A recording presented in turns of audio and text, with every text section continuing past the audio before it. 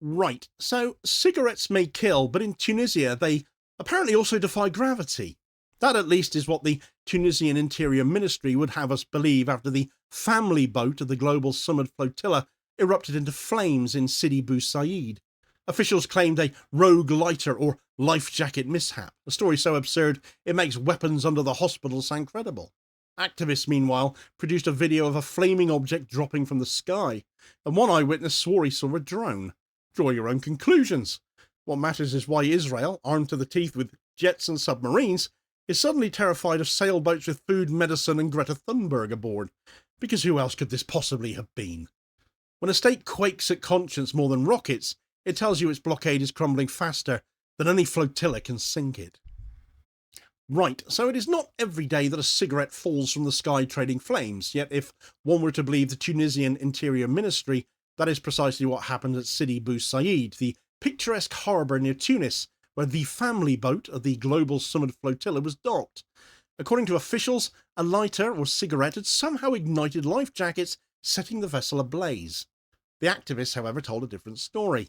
Their video footage showed what appeared to be a flaming object dropping from above. Portuguese activist Miguel Duarte said he saw a drone hovering over the port moments before the blaze began. So the absurdity of Tunisia's version is almost comic. Cigarettes do not fall from the sky. Gravity is not an ashtray. To deny what was visible to the world is to insult the intelligence of anyone watching. Yet behind the denial lies something far more revealing: fear. Tunisia fears admitting that its sovereignty has just been violated. Israel fears that this flotilla, unlike any before it, might succeed.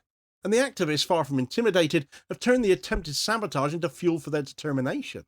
The fire in Tunis was not just a flash on a boat deck, it was a flare signalling Israel's desperation. So let's break this story down, shall we? The family boat, a Portuguese-flagged vessel and part of the Global Sumud Flotilla, the lead ship in fact, was docked at Sidi Bou Said. 6 people were on board. According to the flotilla's organisers, a drone released an incendiary device that struck the deck and set the vessel ablaze. Video footage released by activists showed a bright, flaming object dropping from the sky. It is footage doing the rounds across social media right now, spreading like wildfire, as it were.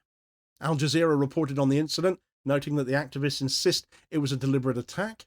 Info Out, an Italian outlet, ran the headline, "Struck from the Sky in Tunis," while the Canary, in one of Squawk Box's first articles for them since the 2 outlets have recently merged, described the flotilla's lead ship, carrying former members of the Gaza Freedom Flotilla crew of the Madeleine, narrowly escaping damage. The Tunisian Interior Ministry, however, denied that any drone was involved. It claimed instead that a cigarette or lighter had somehow set life jackets on fire, as if they so easily spontaneously combust. The explanation was immediately mocked by activists. AP News noted Duarte's testimony that he had seen a drone hovering overhead. The contrast could hardly be sharper. On one side, eyewitnesses, footage and motive. On the other, a story so implausible it verges on farce. The question is not whether the Tunisian government's claim is credible, it isn't, but why it felt the need to deny the obvious. Well, the denial reveals as much about Tunisia as it does about Israel. For Tunis, to admit a drone strike in its harbour would be to admit humiliation. It would expose the state as unable to defend its own sovereignty, a government whose skies can be violated at will. It would inflame public opinion, which is overwhelmingly supportive of Palestine, and could unleash protests the government is ill-equipped to handle. And it would force Tunisia into confrontation with Israel itself, a battle it's got no desire to fight. The economy relies on European trade there, IMF loans and Western goodwill. Confronting Israel means confronting his allies from Washington to Brussels and risking sanctions or political isolation, which would never do. Easier then to tell a tale of rogue cigarettes and hope the story fades then. Yes, not going to happen. But this is not a new occurrence, though, is it? Egypt's long sealed the Rafah crossing under pressure from Israel and the US, while publicly proclaiming solidarity with Gaza. Jordan cooperates militarily while issuing token condemnations. The Gulf monarchies normalised relations with Israel under the Abraham Accords and look the other way when Palestinians starve. Tunisia has joined this club of governments willing to insult their own people's intelligence to avoid confronting power. But denial has a cost. By claiming the fire was an accident, Tunis has placed itself in a position of ridiculousness, echoing the same excuses Israel makes when it bombs hospitals or schools. To the Tunisian public and the global audience, the denial is a badge of cowardice. If Tunisia's denial is driven by fear of confrontation, though, Israel's fear of the flotilla is driven by something much deeper. the collapse of its own narrative. The Global Sumud Flotilla does not carry weapons, its ships are small, its passengers are parliamentarians and clergy and activists and students and publicly recognisable figures such as Greta Thunberg. What Israel fears is not military defeat but exposure. The blockade of Gaza is sustained by the claim of necessity. Israel insists that its cordon is about security, preventing weapons from reaching Hamas, but the flotilla exposes that claim as fiction. When Israel sabotages or intercepts ships carrying medicine or toys or food, it reveals what the blockade is all about, for what it really is: collective punishment of 2 million people. The symbolism magnifies the threat. Back in July, the ship Conscience was sabotaged in waters just off Malta. A vessel bearing that name, sunk off a European coast, made Israel look like it was attacking morality itself. Now, the family boat gets torched in Tunis, a nuclear-armed state quaking at the sight of a fishing boat named Family. Sums Israel up for what they are, doesn't it? Bullies, thugs, and above all, cowards.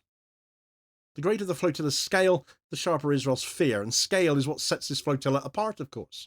30 vessels and 200 activists set sail from Barcelona. More vessels joining in Tunis. Delegations from 44 countries are involved with this, with more ships joining from Genoa and Catania and Syros.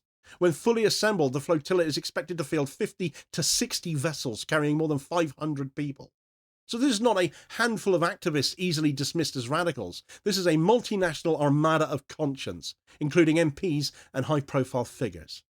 Israel has never faced such a challenge, especially not one mounted entirely by civilians. One breakthrough is all it will take. Just a single boat reaching Gaza, and that would shatter the blockade's aura of invincibility, and more then would surely follow. That is why Israel is willing to risk humiliation and illegality to stop them before they leave port. Now it seems reaching across the whole of the Mediterranean virtually to do so, striking in Tunis. Israel has shifted from intercepting ships near Gaza to sabotaging them far earlier, in European and North African ports. It relies on deniability, banking on governments like Malta and Tunisia to cover for it. It employs drones, cyber tools, and covert operatives, just as it has in assassinations from Tehran to Damascus. What happened in Tunis is the Mediterranean face of the same doctrine: extraterritorial sabotage dressed up as plausible deniability. The Tunis fire is a warning shot. Israel is signalling that it will not wait for the flotilla to reach its declared blockade zone this time. The likely options now include further port-side sabotages, early naval interception in the central Mediterranean, as we saw with Malta, or intensified drone harassment. Cyber disruption is almost certain. We've seen that before too. The jamming of GPS, disabling communications and cutting live feeds would allow Israel to act without leaving fingerprints. But at the end of the day, who else is so determined to stop these ships? The nightmare scenario, of course, is a repeat of the Mavi Marmara. Commando storming ships, this time against dozens of vessels, live-streamed worldwide as it would be. The optics would be catastrophic. But Israel may calculate that allowing even one boat through would be worse than that. What makes this situation volatile is Israel's desperation. The flotilla's scale means Israel cannot simply seize or sink a single ship. It faces 50 or 60.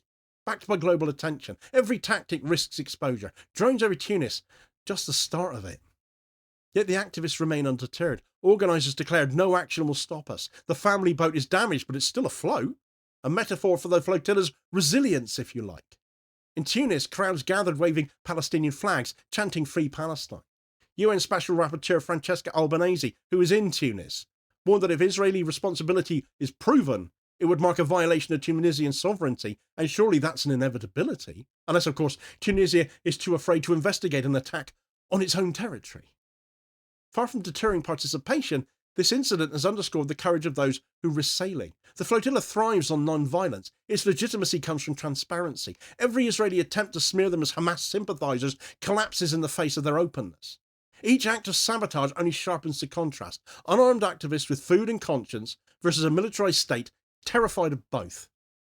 The blockade of Gaza, imposed since 2007, is collective punishment. The International Committee of the Red Cross, Human Rights Watch and B'Tselem have all condemned it as unlawful. The Fourth Geneva Convention prohibits measures that inflict suffering on civilians as a method of war. If Israel did strike in Tunis, it violated Tunisian sovereignty and committed an act of aggression. If it sabotaged the Conscience in Malta, it attacked a vessel in European Union waters. These are not only acts of war, but attacks on the international legal order. The activists, by contrast, are fully lawful. They declare their routes, their passengers, their cargo. They're accompanied by parliamentarians, journalists, and clergy. Their mission is humanitarian, and it is utterly transparent. In every sense, they embody legality. Israel, by attacking them, embodies lawlessness. What makes this flotilla so dangerous to Israel is not its cargo, but what it stands for, its symbolism. Ships named Conscience, or Family Boat, or Madeleine, carrying more than food, they carry meaning. When Israel strikes them, it is seen not as defending itself, but as attacking family, or conscience, or solidarity. Greta Thunberg's presence heightens the symbolism, a figure synonymous with youth and climate justice and global activism. She brings visibility that Israel can't control. Attacking her ship is not a show of strength, it's an act of desperation that risks alienating millions worldwide. The flotilla is, therefore, more powerful as symbol than as fleet. It shows the absurdity of a state armed with nuclear weapons, drones, and submarines fearing boats with toys and medicines. It proves that Israel's greatest vulnerability is not military, it's moral. Israel's strategy is collapsing under its own weight. Every act of sabotage generates outrage and evidence. Every denial by Arab governments exposes their complicity. Every defiant declaration by activists strengthens their case. Even if Israel destroys or seizes every ship, it cannot destroy what they represent. The image of a state burning a boat called Conscience in Malta or Family Boat in Tunis will outlast the blockade itself. If even one ship breaks through, the precedent's set. The aura of invincibility is shattered. Israel is caught in a dilemma of its own manufacture. To stop the flotilla, it must overreach and reveal its desperation. To let it through, it must admit its blockade can be broken. Either way, they lose legitimacy. The fire in Tunis was not just a blaze on a deck, it was the flare that exposed Israel's fear. The family boat's fire in Sidi Bou Said was more than an accident, more than a drone strike, more than a denial. It was a moment that revealed the entire blockade for what it is, a crime sustained by lies, sabotage, and fear. Tunisia's cigarette story fools no one. Israel's paranoia has been laid bare. The activist defiance has turned intimidation into fuel. The Global Sumud Flotilla is not just a convoy, it's a mirror being held up to the world, showing who stands with conscience and who hides behind excuses. Israel may burn boats, but it cannot burn the ideas that they carry, ideas of solidarity and defiance and humanity, and in that sense the flotilla has already won. It has forced Israel to reveal its fear of conscience, and once exposed, that fear is something the blockade cannot survive. For more on the launch of the Sumud Flotilla and the panic it is already eliciting in Israel, do check out this video recommendation here as your suggested next watch. Please do also hit like, share and subscribe if you haven't done so already, so as to ensure you don't miss out on all new daily content, as well as spreading the word and helping support the channel at the very same time, which is very much appreciated. Holding power to account for ordinary working class people, and I'll hopefully catch you on the next vid. Cheers, folks.